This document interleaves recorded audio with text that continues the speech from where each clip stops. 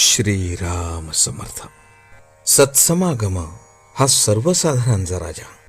मनुष्य जन्माला येणे, संतांची भेट होणे आणि त्यांना ओळखून त्यांचा सहवास होणे, या तिन्ही गोष्टी फार दुर्घट आहेत.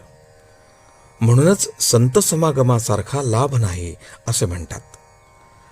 सत्समागम म्हणजे सर्व साधनांचा राजा होय. काही मागण्याची इच्छाच संत नष्ट करतात, मग मिळवायचे कुठे राहते. संत बनणे व्यावहारिकदृष्ट्या काही सुखाचे नसते. एखाद्या स्नानसंध्याशील आणि सदाचरणी माणसाच्या अंगावर तेज दिसते, कारण देहाला धरून झालेल्या कर्माचे ते तेज असते. पण एखाद्या सत्पुरुषाच्या देहावर बाहेर तसे तेज दिसणारही नाही. आत वावरणाऱ्या भगवंताच्या ज्ञानाला योग्य असा सत्पुरुषाचा देह असतो. देहाच्या आधाराने भोगण्याची या जगामधली जी सुखे आहेत, त्यांचे मार्ग सत्पुरुषापेक्षा आपण प्रापंचिक लोक जास्त जाणतो.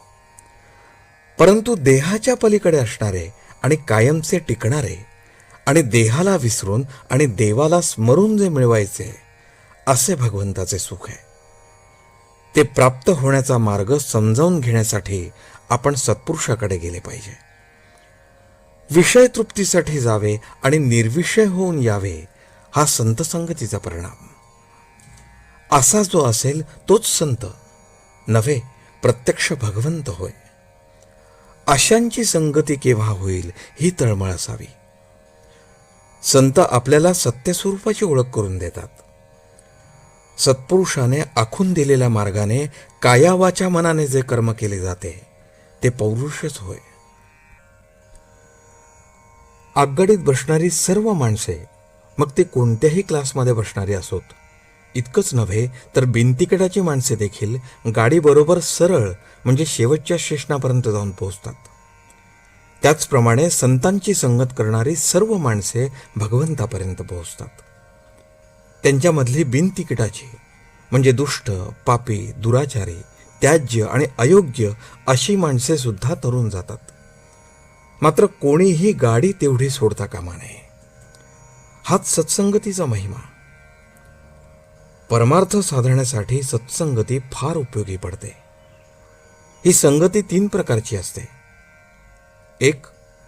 संताचा प्रत्यक्ष देहामध्ये सहवास.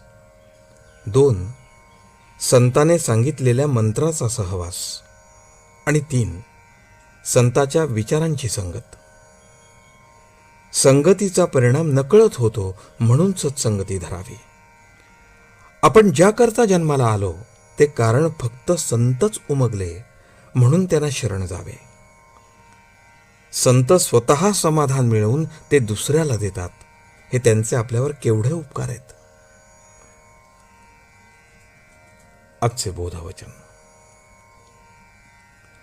संताजवळ जे समाधान असते ते आपल्याला लाभले म्हणजे संताची प्रचिती आली असे समजावे. जानकी जीवन स्मरण. जय जय राम.